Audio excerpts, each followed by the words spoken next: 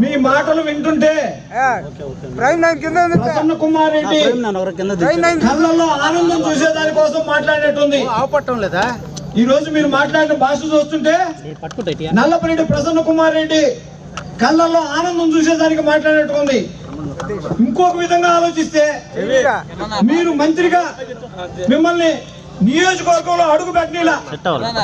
మీరు మంత్రిగా ఉన్నప్పుడు ప్రసన్న కుమార్ రెడ్డి నియోజకవర్గంలో మిమ్మల్ని అడుగు పెట్టిలా. అందుకని వ్యంగ్యంగా పొగిడినట్టుగా కూడా ఉంది, ఈ రోజు మీరు కోవూరు నియోజకవర్గం అవినీతిలో నెంబర్ 1 అని చెప్పి మాట్లాడారు. అంటే నేను అనుకునేది ఏంటంటే ఏదైనా వ్యంగ్యంగా మాట్లాడారా, లేకుంటే ఏదైనా పొరపాటుగా మీరు కన్ఫ్యూజ్ ఏమన్నా అయినారా అనేది నాకు అర్థం కావట్లేదు. ఎందువల్లంటే అవినీతి రహిత అనబోయి అవినీతిలో నెంబర్ 1 అన్నట్టుగా నాకు అనిపిస్తుంది. ఒక్కసారి కోవూరు నియోజకవర్గంలో ఏ మూలకైనా పోయి చూడండి, 100 ఎకరాల గ్రామీణ గుంటలు కళ్ళకు కనిపిస్తూ ఉంటాయి. ఎక్కడికైనా మీరు పోయి ఒకసారి చూడండి. అదే విధంగా అక్రమ లేఅవుట్లు కూడా చూడండి. ఎక్కడికి పోయినా సరే మీరు మర్చిపోయారా, మీ మాజీ శాసనసభ్యుడే కదా, దానికి అంతటితో సరిపెట్టుకోకుండా కోళ్ల వ్యర్థాలు ఇతర రాష్ట్రాల నుంచి కమిషన్ తీసుకొని కోవూరు నియోజకవర్గానికి తీసుకొచ్చిన ఘనత మీ శాసనసభ్యుడి, మాజీ శాసనసభ్యుడిది కాదా అని చెప్పి నేను మిమ్మల్ని ప్రశ్నిస్తున్నాను. కోవూరు శాసనసభ్యురాల గురించి మీకు పెద్దగా తెలిసినట్లు లేదు గోవర్ధన్ రెడ్డి గారు. ఒక్కసారి తెలుసుకోండి, కోవూరు నియోజకవర్గంలో 8 నెలలైన శాసనసభ్యురాలయ్యి ఏ పోలీస్ స్టేషన్ అయినా కనుక్కోండి, ఎక్కడైనా SC ST యాక్ట్ కేసులు కానీ 307 కేసులు కానీ ఎక్కడైనా రిజిస్టర్ అయ్యేమో ఒక్కసారి మీ వైసీపీ కార్యకర్తలు నాయకులు కనుక్కోమని చెప్పి నేను మీకు సవినయంగా తెలియజేస్తున్నాను. అంతేకాకుండా కోవూరు నియోజకవర్గంలో అభివృద్ధి విషయం తీసుకుంటే ట్రై సైకిల్, వికలాంగులకి ట్రై సైకిల్, నిరుద్యోగులకి జాబ్ మేళా, మీరు లోగోలు పెట్టి నేను వేస్తా వీడియో, క్యాన్సర్ మహిళలు సవినయంగా మనం చేస్తున్నాం. అదే విధంగా కోవూరు నియోజకవర్గాన్ని ఉన్నత స్థానంలో నిలిపే దానికోసం ఆమె నిరంతరం కృషి చేస్తున్నారు. 20 ఏళ్లుగా రైతులు పడ్డ బాధలను ఒక్కసారి ఆమె దృష్టికి తీసుకోకపోతే ఈ రోజు ప్రతి కాలం కూడా తువ్వించి 20 ఏళ్లలో పూడిపోయిన కాలువలన్నీ తువ్వించిన ఘనత ప్రశాంత్ రెడ్డి గారికి అని చెప్పి మీకు తెలియజేస్తున్నాను. రైతులు ఎవరినైనా సరే మీరు పోయి కనుక్కోండి. గత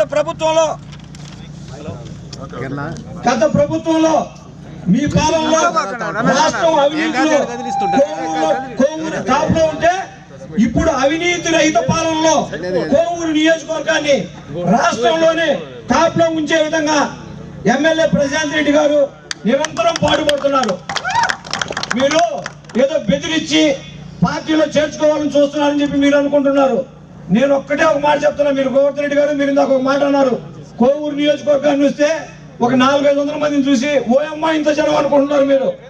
ఈ రోజు నేను ఒక్కటే మీకు తెలియజేస్తున్నా, ప్రశాంత్ రెడ్డి గారు కానీ వైసీపీ కార్యకర్తల్ని, నాయకుల్ని పార్టీలో చేర్చుకుంటాను అని కానీ ఆ ఒక్క పిలుపునిస్తే గోవర్ధన్ రెడ్డి గారు మీరు ఒక్కరే పార్టీలో మిగులుతారు. ప్రసన్న కుమార్ రెడ్డి కూడా తెలుగుదేశం పార్టీలో చేరిపోయేదానికి సిద్ధంగా ఉన్నారని చెప్పి మీకు తెలియజేస్తూ, ఒక్కసారి కోవూరు నియోజకవర్గానికి మీరు ఎప్పుడైనా సరే మీరైనా రండి, లేదు కోవూరు నియోజకవర్గంలో ఇప్పుడు 8 నెలల్లో జరుగుతున్న అభివృద్ధి కార్యక్రమాల గురించి మీ మనుషులైనా పంపించుకొని ఒక్కసారి తెలుసుకోమని చెప్పి మీకు సవినయంగా మనం చేస్తున్నాం. మీకు పక్కన జరిగేది ఏందో తెలుస్తున్నట్లే ఆ నియోజకవర్గం తప్ప, ఎందుకంటే మీకు ఆడ చూసుకొని సరిపోతున్నట్టుంది.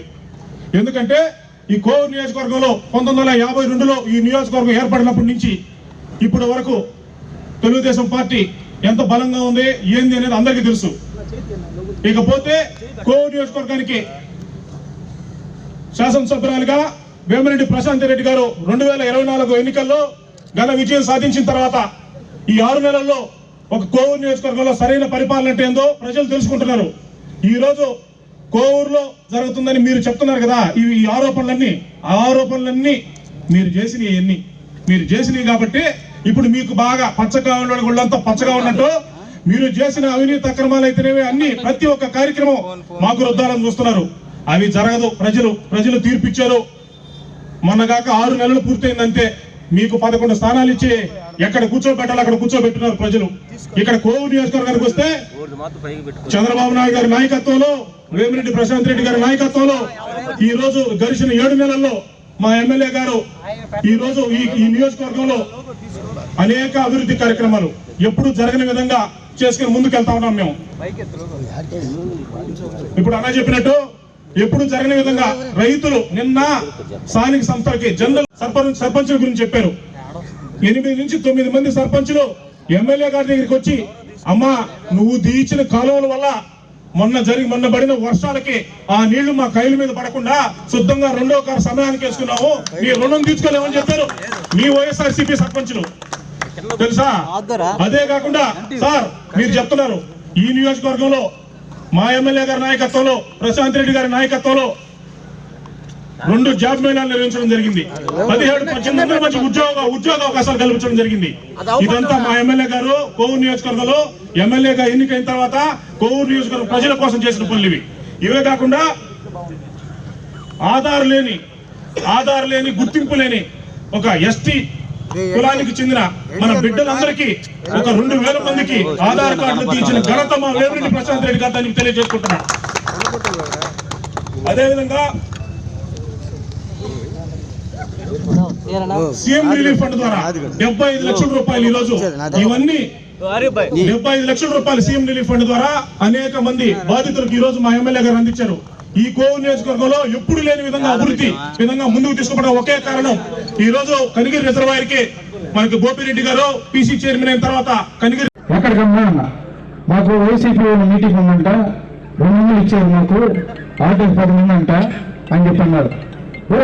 ఏంది 2 వందలు పెట్టుకుంటాం? నేను ఇక్కడ చూసా ఒక జన సమీకరణ ఉన్నారు కాకాని గోవర్ధన్ రెడ్డి గారు, ఆడ ఏటి అవతలే కడుగుతున్నారు మమ్మల్ని చంద్రబాబు నాయుడు. ఆయన దెబ్బకి మళ్ళీ నువ్వు ఈ యువతలకు వచ్చినావు, ఏటి అవతలే ఉంది నాయన, ఏటి యువతలు ఒక ఏడు కూడా వస్తే ఏం నిలుతా కడుగుతారు మమ్మల్ని ఇక్కడికి అని మేము కూడా తెలియజేస్తాం. ఎందుకంటే ఆయన తెలియదు కోవూరు నియోజకవర్గ పరిస్థితి.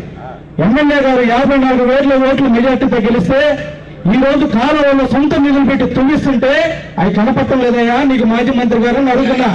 క్యాన్సర్ హాస్పిటల్ బస్సులు పెట్టి పేద మహిళలకి అందరూ కూడా ఈ రోజు ఆరోగ్యాన్ని చేస్తుంటే అది కనపట్టలేదా నీకు అని అడుగుతున్నా. ఈ రోజు వస్తుంటే కొడలూరు రోడ్డు 5 సంవత్సరాలు గుంటలు ఉన్నాయంటే మీడియా వారు మీరే సాక్షి. ఈ రోజు గుంటలు పోస్తున్న ఘనత వేమిరెడ్డి ప్రశాంత్ రెడ్డి గారిది. సొంత నిధులు పెట్టి ఈ రోజు ట్రైసైకిల్లో ఈ రోజు ఎమ్మెల్యే గారు వేమిరెడ్డి ప్రభాకర్ రెడ్డి గారు, అదేవిధంగా వేమిరెడ్డి ప్రశాంత్ రెడ్డి గారు సొంత డబ్బులు పెట్టి ట్రైసైకిల్ ఈ రోజు పేదవారికి ఇస్తుంటే అవి కనపడటం లేదా అని అడుగుతున్నా. ఈ రోజు ఎవరో చెప్పిన మాటలకి ఆ మాటలకు వల్ల పడిపోయి ఏదో తీసుకొని వచ్చి ఏమి రాగర్ చిలకల సర్పంచ్ అవినీతి చేయలేదా? సర్పంచ్ డబ్బులు తెలియలేదా? యూఓపీఐ కమిషన్ పరంగా ఎంక్వైరీ చేయలేదా? ఎంక్వైరీ చేసిన తర్వాతే చెక్ పవర్ రద్దు చేశారు. అదేవిధంగా బ్రహ్మారెడ్డిపాలెం సర్పంచ్ గురించి మాట్లాడతారు, ఆడ కూడా అవినీతి చేయలేదా? అవినీతి చేయబట్టి ఈ రోజు చెక్ పవర్ రద్దు చేయడం జరిగింది. అదేవిధంగా ఈరోజు అనేక విషయాలు ఈ రోజు మాట్లాడారు.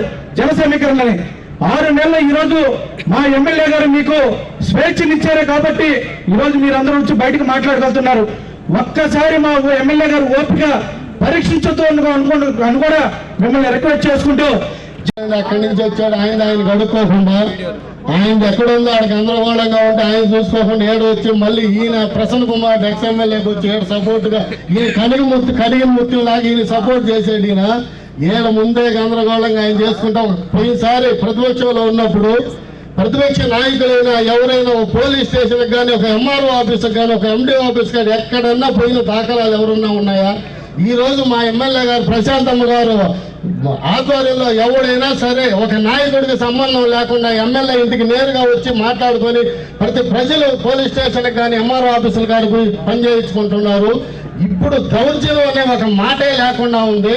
అంతేకాకుండా ఇక్కడ గ్రామీణ మాఫియాలు ఎట జరిగినాయో గతంలో చూసి ఎన్ని కేసులు పెట్టు అవన్నీ చూసుకోకుండా ఏదైతే అధికారులు బెదిరించి మేము ఈ ప్రభుత్వం ఎట్టుంది మా ప్రభుత్వం ఎట్టుంది ముందు చూసుకోండి మీ ప్రభుత్వం ఎట్టుందో గతం తెలిసింది. ఇప్పుడు కాదు మళ్ళీ కూడా ప్రజలు తగిన బుద్ధి చెప్తారని నేను సభాముఖంగా తెలియజేసుకుంటున్నాను. మాట్లాడేటువంటి పరిస్థితులు ఈవీఎంల గురించి తప్పుగా మాట్లాడారు. దేశం మొత్తం ఈవీఎంలో జరుగుతుంటే, ఈవీఎంల ఎలక్షన్ జరుగుతుంటే ఈయన ఒక్కడికే ఇక్కడ పెట్టినట్టు మాట్లాడుతూ వస్తున్నారు. ఎటువంటి పరిస్థితుల్లో కేంద్ర ప్రభుత్వం వాళ్ళ మీద చర్యలు తీసుకోవాల్సినటువంటి పరిస్థితులు తప్పకుండా ఉన్నాయి. ఆ విధంగా కూడా మా పార్టీ తరఫు నుంచి కంప్లైంట్ ఇవ్వడం కూడా జరుగుతుంది. ఒక ఈఓఆర్డీ అధికారిని ఒరే తరే అని చెప్పి మాట్లాడుతూ ఉన్నాడు ఈరోజు ప్రసన్న కుమార్ రెడ్డి. తిరిగి మాట్లాడేదానికి అరక్షణం పట్టదనేటువంటి మాట ప్రసన్న కుమార్ రెడ్డి గుర్తు పెట్టుకోవాలి. ఉద్యోగస్తులు, ఉద్యోగ సంఘాలు కూడా దీన్ని పూర్తి స్థాయిలో ఖండించాలని చెప్పి తెలియజేసుకుంటా ఉన్నాం. నువ్వు కూడా మాట్లాడే పరిస్థితుల్లో ఉన్నావు. ఇక్కడ ఉండేటువంటి మీడియా మిత్రులు కావచ్చు, కోవూరు నియోజకవర్గమే కాకుండా జిల్లా వ్యాప్తంగా ఉండేటువంటి ప్రజలందరికీ కూడా తెలుసు, గ్రావెల్ మాఫియాలో ఉండేటువంటి మొట్టమొదటి నాయకుడు ఎవరంటే ఈ మండలంలో ఉండేటువంటి వ్యక్తే కాదా అని చెప్పని ఎవరైనా కూడా చేసుకో చెప్పచ్చు.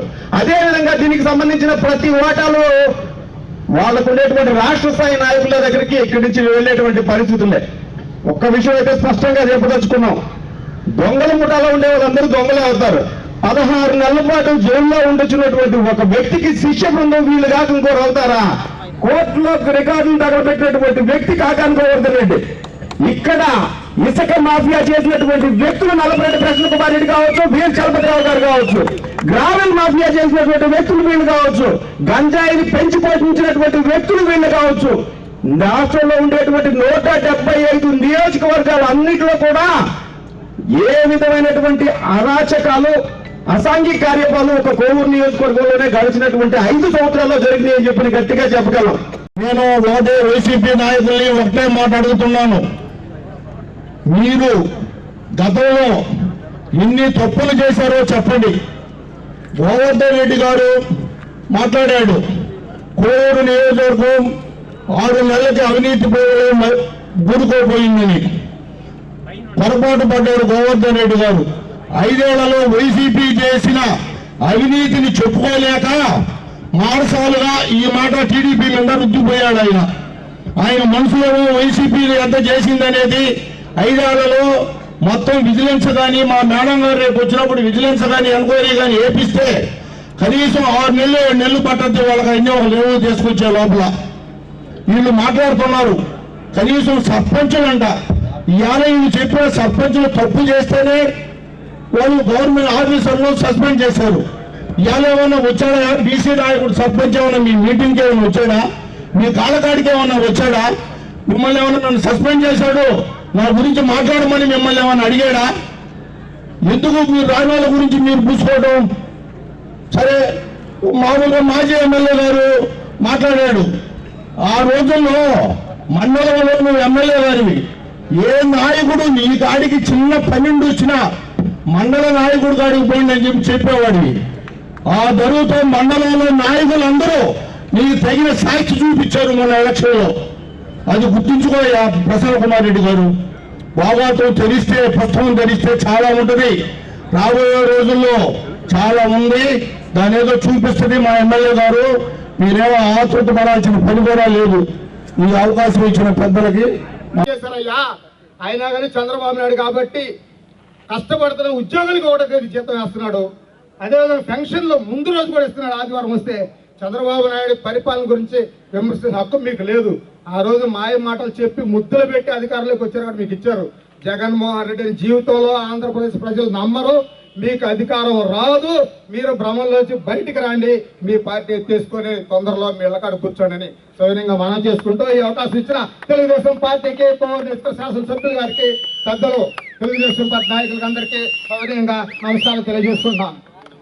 మంది పిల్లలకి నార్తరాజుపాలెం హై స్కూల్లో మిడ్ డే మీల్స్ నిర్వాహకులు భోజనం పెట్టకపోతే అక్కడికి ఏదో మమ్మల్ని అందరూ తెలుగుదేశం పార్టీ నాయకులందరినీ ఆహ్వానిస్తే అక్కడ పోతే 60 మందికి భోజనం లేదు. 250 మంది స్ట్రెంత్ ఉంటే 100 మంది లోపే భోజనం తిన్నారు.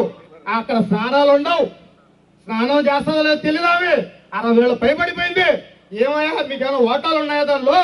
ఆ ఓటాలు ఏమైనా మీకు ఇస్తున్నాడో చెప్పండి. ప్రతి ఒక్కదాన్ని ఏలెత్తి చూపడం, దాని కార్యక్రమం మీకు ఒక రావడం, డబ్బులు ఇచ్చి పిలుచుకోవడం, దానికి మళ్ళీ ఒక ప్రెస్ మీటు, మళ్ళీ మీకు ఒక వ్యాను. దేనికయ్యా అప్పుడే పోతున్నారు ఎలక్షన్కి. ఫ్యాండ్ అయితే ఎలక్షన్ పోయే అవకాశం మీకు లేదు. ఆ వ్యాన్లు కూడా మూతలు పెట్టుకోవాలా. 2029 కల్లా మీరు భిక్షాన్ని ఎత్తుకొని పోవాలి. ఏదో పార్టీ చూసుకోండి. ఏ పార్టీ లేదు, ఎందుకంటే ఉన్న పార్టీలన్నీ కూటమిగా అయిపోయి మీకు అవకాశాలు లేకుండా చేశారు. దయచేసి ఇటువంటి అసభ్యకరమైన మాటలు లేదంటే ఆపరంలో మీరు కానీ పోటిస్తే తెలుగుదేశం పార్టీ నుంచి మీకు గట్టిగా బుద్ధి చెప్తామని తెలుగుదేశం ఒక సైన్యం పసుపు జెండా పట్టుకున్న ప్రతి కార్యకర్త ఒక పోరాట యోధుడు. గుర్తు పెట్టుకోండి, మిమ్మల్ని తరిగి కొట్టక ముందే మీరు నోరు జాగ్రత్తగా పెట్టుకోండి. అధికారులు ఏమయ్యా కాకాని కోరుతున్నట్టే ఆయన ఒక